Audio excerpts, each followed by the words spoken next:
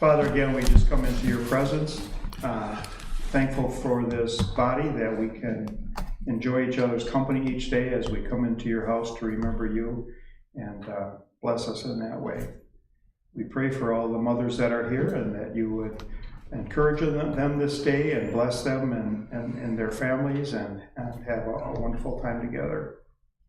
Pray too for Tim's dad as he comes to the end of life, that you would comfort him in these last days, and that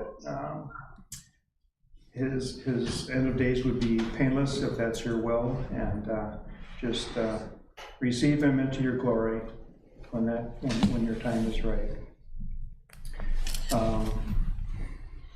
We do pray for Jacob York as he this fall will be involved with speaking engagements, and that you would use him in speaking the truth of your word, going out to people who might not want to hear it or hate your word, and just help him in that process too.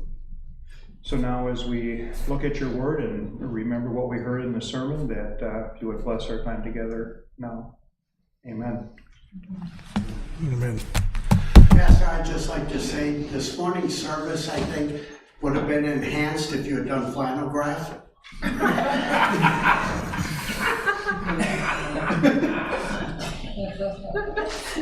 Noah's nodding, so I guess you're not that far off. We have it downstairs. And we have it. Yeah. I just don't think I'm the right person for it. I just don't think I could handle the flannel graph in such a way that would do it justice. You know? How about, though, instead of flannel graph, we do a little geography and a little timeline history? Sort of make up for it. How about that? Okay. All right. Here we go.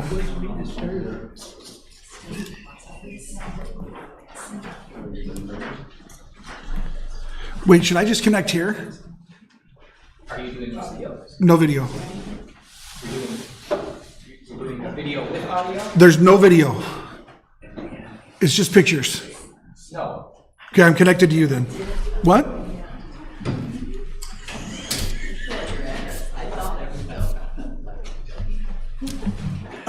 Okay.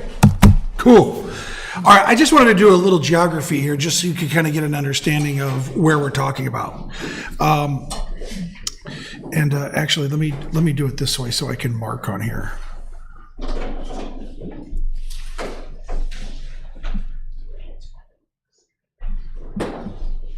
And we'll go back to the actual map here in a second, but okay. So nobody knows maybe exactly where the population would have been precisely. I just want to give you sort of a general region so you can get an idea of maybe a little bit of what we're talking about here. Obviously, over here is Israel. I better move this up. Okay, everybody see that? Okay. All right, so over here is Israel. That's not likely where the population was exactly, but probably something more like that, maybe. Somewhere in there. Eventually, Abraham ends up over here, and then Lot goes to the east of there, to the Jordan Valley here.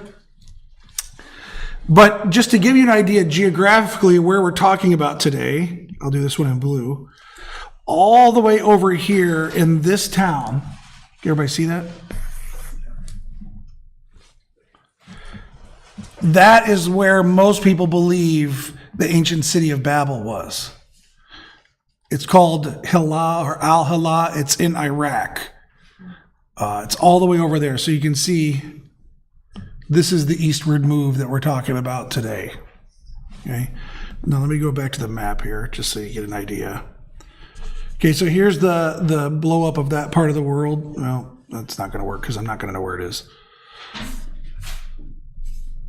Okay, so if this is where it is, and there's no ruins of the ancient tower or anything like that, but just to give you an idea geographically, there's Baghdad. Can you see it at the top of the screen? This is about 100 miles south of there. And as you start to zoom out, then you start to get an idea like how far from that other area that we're talking about that this is. Just kind of interesting. Now, there is maybe another place where people think this could be. If you see on the map, so this is Syria up here. Can you see? You can't. Oh, yeah, I see it. Okay. See Syria right there?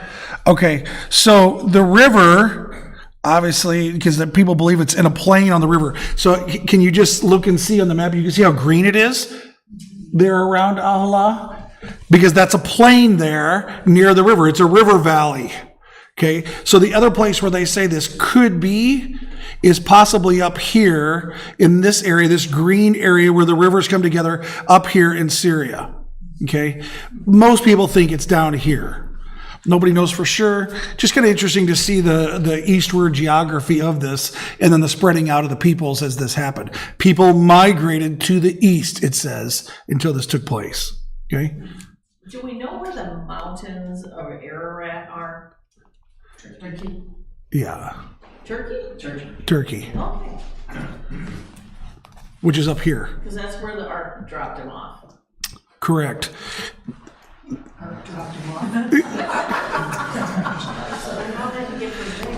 I'm going to blame, Dennis, I'm going to blame you for this, okay? Because you started the fly away thing. So now Jesus is flying away and the ark is dropping people off.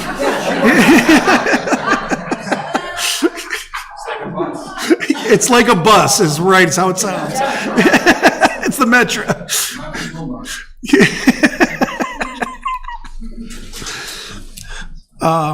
Yeah, somewhere in modern day Turkey, which is up there. But that's why it's likely that they kind of settled into that region there on the eastern side of the Mediterranean, somewhere south of there. And then the eastward migration to Babel is over here. Now, part of the reason why this is most likely the place is because they do have evidences of city centers and population and civilization of ancient Babylon. And that's all in this area, mostly in what we know as modern day Iraq. So it makes sense that this would be the center of that, or close to the center of that, just geographically where it sits. Okay. And then you start to see, like, let me go back to the other one. You start to see at least a little bit, these are all modern borders and a modern map, but, if you see Israel here, and if this is Babylon, so to speak, or something close to that, you start to see why this becomes a geographically and historic important part of the existence of Israel in those ages, because it's the kingdom here of Judah that is conquered by Babylon. Like, what is it? Maybe 580 to 600 BC. Well, you have to say it the other way around. 600 to 580 BC, somewhere in there, that conquering takes place. You know why I said you have to say it the other way around? BC time counts down? Yeah, okay. Right, so you get the idea then, Babylon's close geographical relation to Israel and to Judah there in that part. And that's when the Israelites are taken into captivity and where Solomon's temple is destroyed. Okay. Anything else on geography? Just kind of interesting, isn't it? Fascinating to see some of that stuff.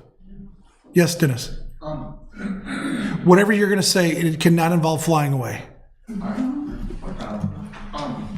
Because they're on a plane, I mean, is there any significance to the fact that they made bricks instead of using stone? Because there wasn't stone there necessarily, that you could make structures, and they had to make their own basically stone to make their structures? Or is that?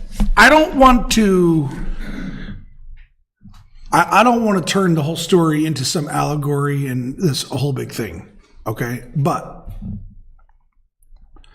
I do think the abundance of references to ascending the hill of the Lord, in contrast with them settling on a plain and building their own hill, is significant. Okay, so that part.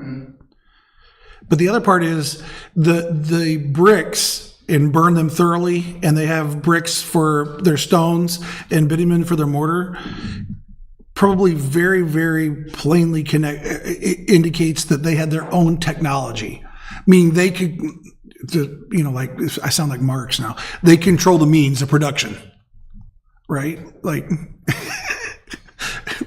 you're not allowed to comment on Marx, okay, son? That's talking about Mark. But that is, it is very much an indication of like self-provision, self-achievement. We know how to do this. We don't need the stones. We can go to the plain and bring our own bricks, if that makes sense. Yeah. I mean, And we know how to get the bitumen from the quarry. yeah, I mean, the vitamin's already there. Correct. I mean, it was like natural. Yeah, right, exactly. But they knew how to get it, and they knew how to bring it over, and they knew how to make their own bricks so that they could stack them one on top of the other and build this tower. The whole idea that's being expressed there is, rather than hill, plain, rather than God's provision, man's provision. Man's seeking their own provision. That's the idea. Okay.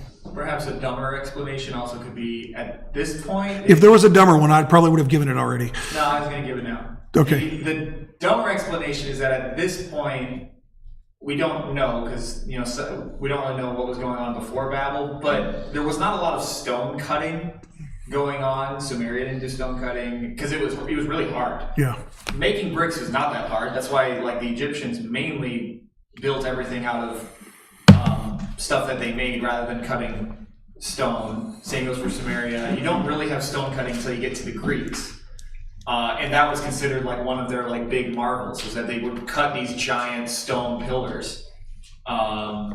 So that might have Stones were used, but there's a difference between using stones and cutting stones. Well, you can use stones because they're, like you said, they're already made. But if you're going to make something big, stones are not very sturdy unless you can cut them. Or you can get them to fit together and stay Right. together. But Right. if you could just make bricks, which was not that hard for them especially. Yeah.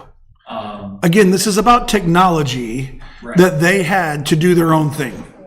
So we control the means, we control what's going to happen, and we can control then how we get to heaven.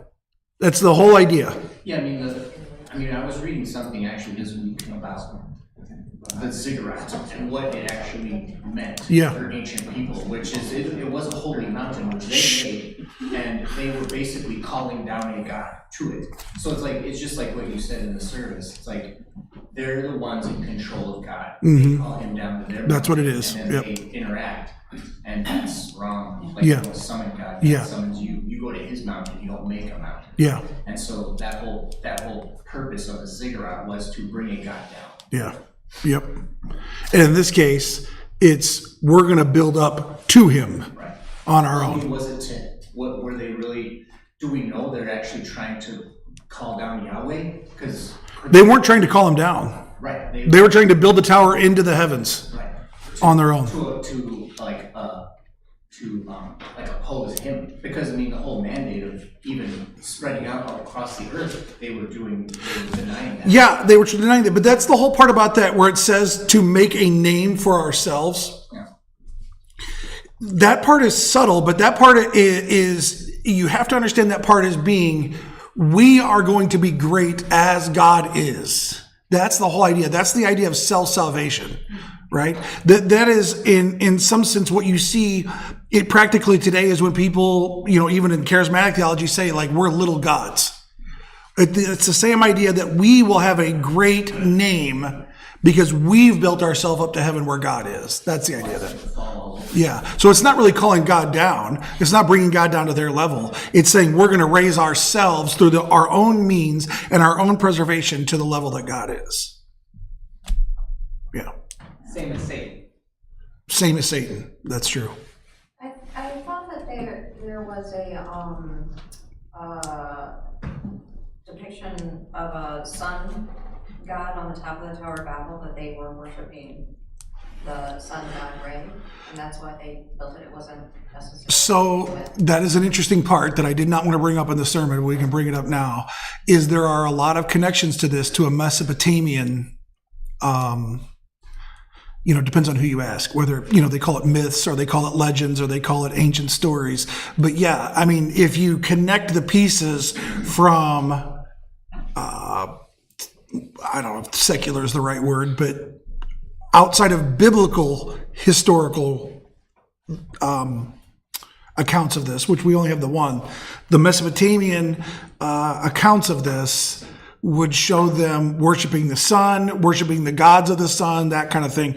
Surely, the whole idea here is that this is everything but Yahweh.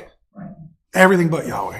Yeah, it's interesting with you saying that about with descending to the hell and all that. And then I was just thinking about with, the King's era where they went to the high places, but there were abominations and whoring up there. And they never took, the kings, they just might have destroyed everything in the valley, but they didn't just destroy the high places and all that. So it kind of flipping it.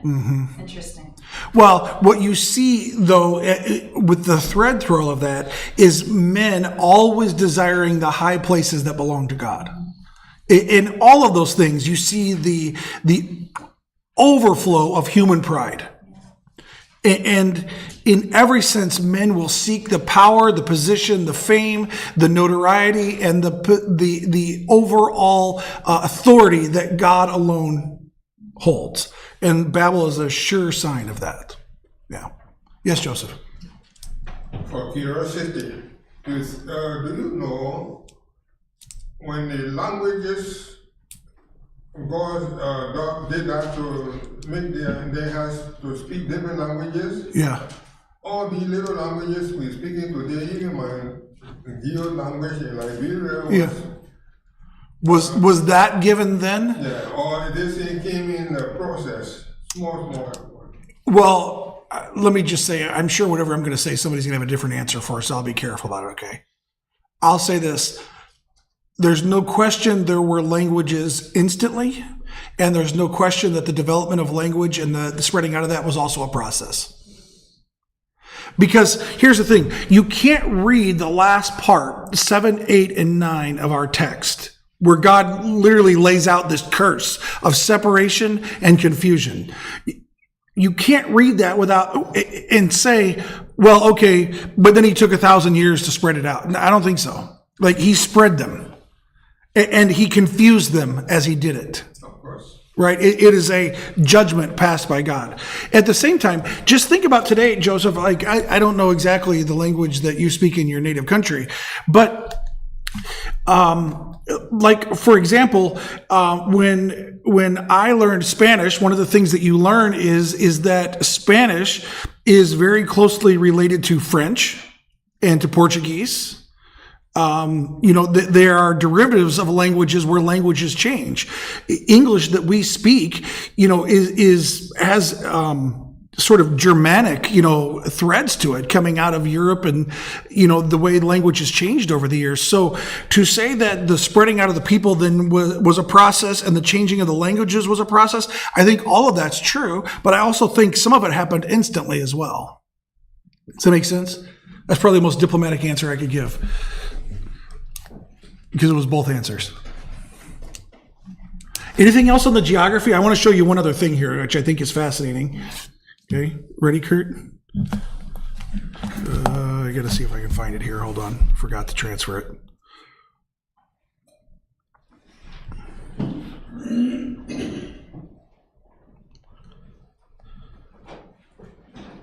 While you're doing that, I was curious when the Bible first mentions God as Most High, because we're kind of used to that. We're used to just talking about him as Most High, but in the context of the Tower of Babel, it's interesting that, he's called that. Yeah. But it doesn't happen until Genesis 14. Did you look that up? Yeah. Did you use AI? I used a search engine. Poor man's AI. Google search is just a poor man's AI, Noah says. But that was what the priest of Melchizedek came up with Salem. That's the first place? Yeah. In Genesis 12, Genesis 14. 14. Huh. That's interesting. That kind of makes sense. Yeah. I'll probably think about that all afternoon now. Who said it, Melchizedek or Abram? Or God called himself most times? Melchizedek said it. Melchizedek says it? Yeah. That makes sense. Yeah, that would make sense. Okay. Oh, this is not going to work, is it? Okay, I know what to do.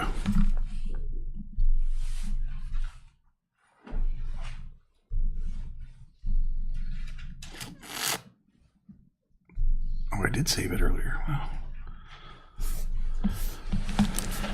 Okay. When was the Tower of Babel built?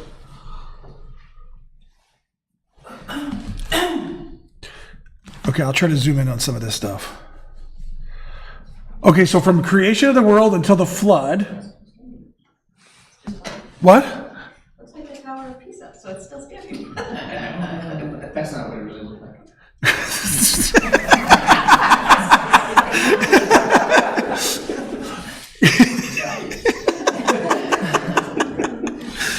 I love when we make just the most unequivocal statements ever with absolutely zero backing behind them. But Dennis said it, so. Okay, so creation of the world, flood is estimated around 2350 BC. Don't forget we're counting down in time.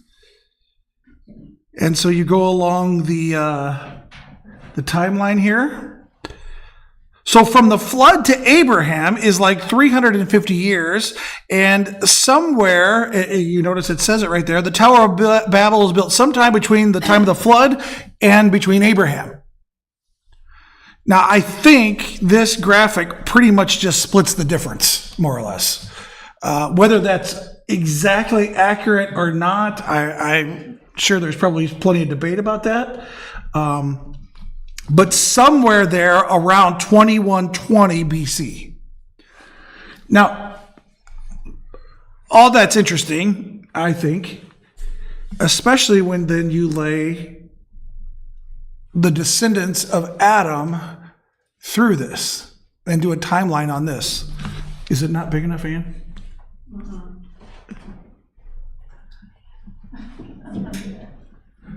You didn't even have, you only have Shem on there, you don't have Ham. I didn't make this. That's the Davidic line. It's too small. There you go. You happy? I'm happy. Look, I know you can see it from back there. These people made this, okay? This is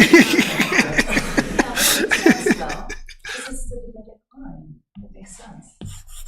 But 350 to go from 8 to lots. Hold on. Where does Abraham come from? Shem. That's why it's on here like this. Okay. All right. If each person if each of Noah's sons had an average of like 4 kids, which I think that's probably about right, for 230 years, it means the population would double every 25 years or so. So you'd end up with like 500,000 people in 230 years. Why did you choose 4 kids though? Well, that's because that's how many kids Noah had. So I was just continuing the trend. Yeah, 3. They have 3? They had 3. Math is hard. Well, so they had 4 kids, so he's even more than that. And apparently counting is hard. People praying for me, right? Okay, so anyway, the reason why this is interesting is we pointed this out last week. If you look, like Adam is gone just before Noah, right? Flood takes place here. I tried to mark it so we don't have to keep floating around here. Floating around.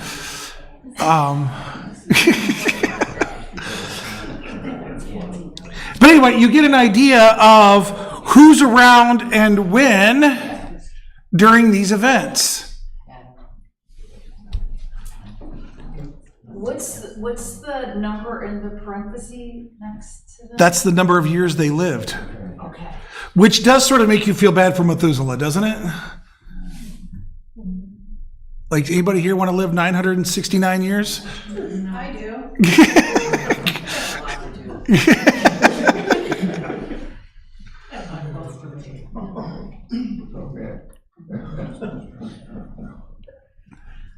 Like, I think the part that's interesting about this, if you do the math, this was the singular reason I wanted to show this. Here's Noah. Here's the flood. Here's when Noah dies. Look who's alive during Babel in the confusion of the world. The reason why I think that's significant is simply this. This is the man who lived through what you read in Genesis 6, that the evil and corruption had become so great on the earth that God commanded one man to build this ark, of which he becomes, basically an outcast amongst all peoples on the earth. He watches the flood of God's wrath come and destroy every living creature on the earth. He lived through it all. Yet he also lived through that wickedness and destruction growing so great again that the people migrated to the east, built this tower, and said, we're going to make a name great for ourselves. And Noah was on earth to witness all of it. Like, that is in some ways, I don't know, the word that just kept coming to my mind when I saw this chart, and this was a couple months ago, is like, that is just a devastating reality in my mind. I mean, Shem too, right? Like, but like Noah is the main focal point of that event in history. And Noah lives through all of this. And he lives right up to the time of Abraham. I don't know, I thought that part was interesting from a timeline standpoint. Maybe that tower was supposed to be higher than the next flood. Again, here we go. At least he used maybe before he said it. Well, they were using bitumen, which is like a waterproofing thing. So it's like maybe they thought, oh, he's not going to flood us again. We're gonna waterproof everything. It's true. It's waterproofing. All right, we're gonna move on because this is a mess now. This went a direction I did not see coming. Building a tower so that he picked up by Noah's bus.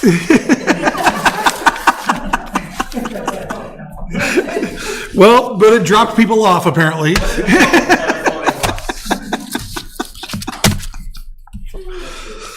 All right. Any other questions, thoughts? I got a couple other things we could talk about here if you want.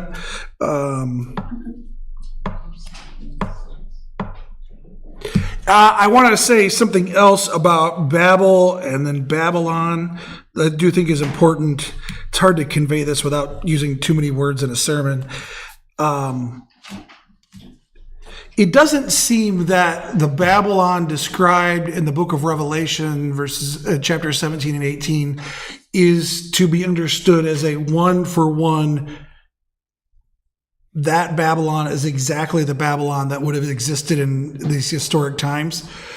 But that's why I said that Babylon becomes both a physical representation, but then also a symbolic representation of evil and that which is opposed to God.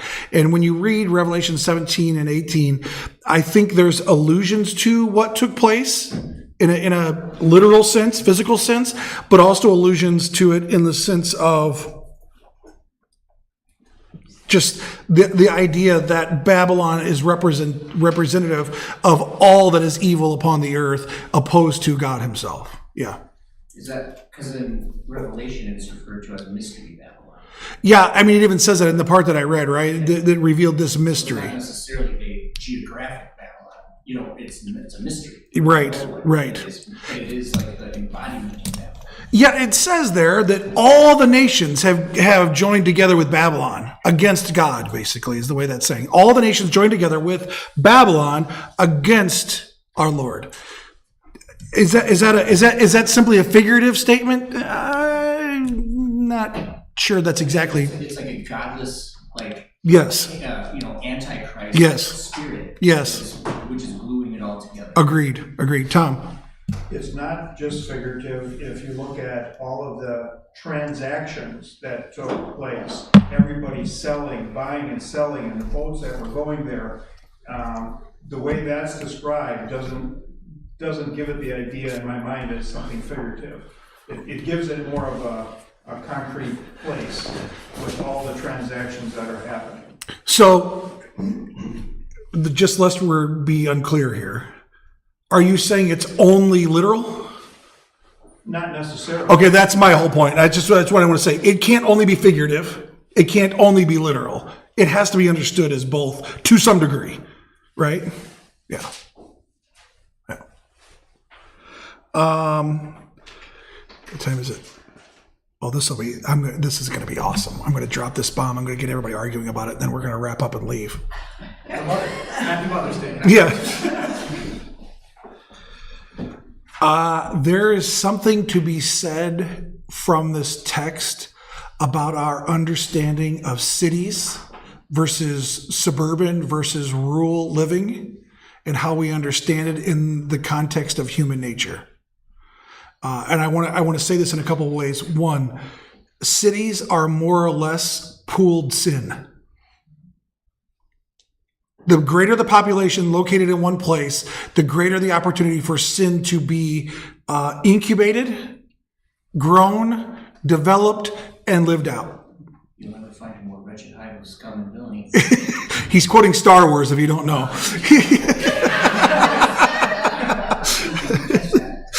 That's pretty good, wasn't it? I don't want to make any great leaps here, but God has commanded them to spread out, and their rebellion against spreading out is to band together into a city. We didn't really talk about this that much when we went through this earlier, but the part of the building of the tower is we're going to make a city and a tower to make our name great for ourselves. And so the idea, and I just sort of want to do this for discussion for one simple reason, and that is because over the last 20 to 30 years, people who are really involved in church missions, especially conference speakers and things like that, you may have heard that the place where we must go for to have the greatest effective ministry for Christ's kingdom on earth is in cities. Anybody know who said that? Who started that whole thing about 25 years ago? His name was Tim. That is correct. Who was it, Noah? It was Tim Keller. Dennis, you got everybody laughing today. That Tim guy. Tim Keller at a TGC conference said, you want to have the greatest effective ministry, you got to go to cities, not the countryside. And listen, I think there can be reasonable ways to understand what he was saying. Meaning, if you want to go into the depravity of the world, go into the cities and preach the gospel there, that is true. But at the same time, I think we should also recognize from Babel that there is a very clear, very distinct reality that when you put sinful people together in close spaces with a large population, sin is only going to grow and not get better. And you can see that sort of just lived out here, right here in our text, which I think is fascinating. My response to Tim Keller is, yes, go preach the gospel in the city and go preach the gospel on the countryside.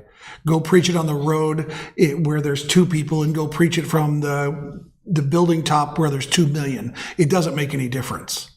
The exact thought I had 25 years ago when I heard Tim Keller say that is if you don't know the great prince of preachers, Charles Spurgeon, Chuck,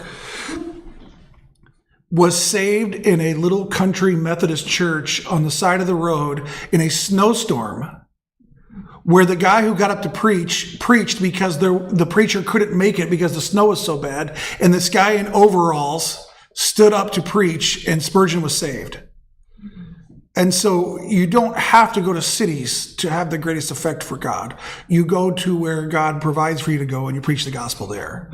And if that's in a city, great. If that's in a suburb, great. If that's in the countryside, great. If that's at a school, if that's in a parking garage, if that's anywhere, wherever it is that you go, this is what God commands for us to do, is to preach the gospel. We should go there, period. It doesn't matter if it's big or small. Okay. Any other thoughts, questions? I have a thought. Okay. I love the country. I would avoid the city. I used to live in the city. Yeah. Not as fast as I could. But then, Revelation 21:10, he carried me away in the spirit to a great and high mountain and showed me the holy city, Jerusalem, coming down out of heaven from God, having the glory of God. He makes a city, Of course he does. which I will enjoy, but reading that it makes me think, really?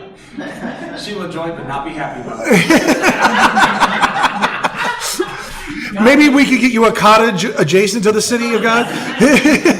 What do you, yeah.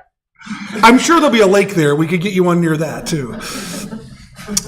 A God-made city versus a man. I was just about to say that almost exact thing. There is a eternity's worth of difference between the city made by God, inhabited by God, that is pure and perfect, as opposed to the city made by the hands of men. Yeah. Same with God is not a God of confusion, and yet we just read that he confused all of man. Well, how are those both true? Well, the God that's not a God of confusion is the God of oneness in him. Yeah. When we come together in him, that's where he's not a God of confusion. Yeah. So the city you're going to live in will be fine. Might have to carry a gun. You will not. You will not, I promise. Anything else? Yes, Dennis. I'm trying to wrap up early for Mother's Day. Okay. It's so the hubris of like humanity. Like in Europe, their parliament building, I know nobody knows what the Tower of Babel looked like, but all the like famous illustrations by Renaissance painters and famous painters throughout, art history, they depict it a certain way. And I don't know if anybody's seen that building. They made it purposely to look like the Tower of Babel, unfinished. Like as I guess a celebration of what depravity or something. The European Parliament building looks like a glass and steel version of like the paintings you see of Babel, the Tower of Babel. Do you think that's what it looked like? Do you think that's what it looked like? No. Okay. I don't think so. You're gonna be in trouble. I know. It's so bizarre to me.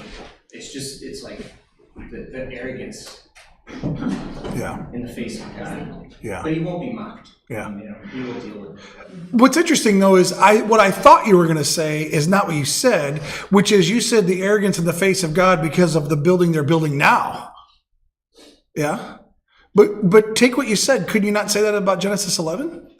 Oh no, yeah, absolutely. I'm saying like we're not. It's no different. It's no different. It's no different. And That's right. It's even worse in this case because we already know what the result. Yeah. It's Yeah. worse now. Yeah. It's like really. Yeah.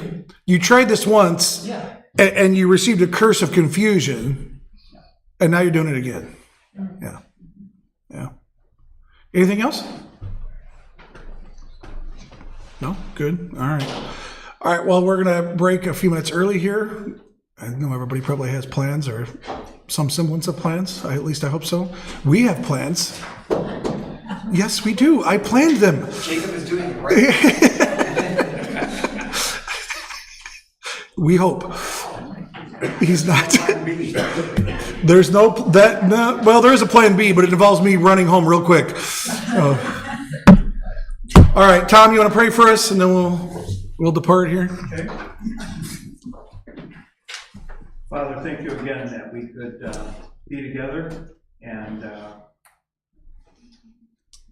learn about something that we've heard about before and just recognize the depravity of man again, starting so quickly after the flood, and just this whole process continuing on and recognizing that Satan is behind all of this from the very beginning, trying to stop, Lord, you from being born, and confusing man, and just trying to mess up what you had planned to do for us. And so we're thankful that you are God, that you are in control of all these things, that you have planned all these things, and that we're thankful that your will be done and accomplished. bless our day today as we get together as families, and help us to remember you and all of that too. Amen. Thanks, Tom. All right, thank you, everybody. Happy Mother's Day.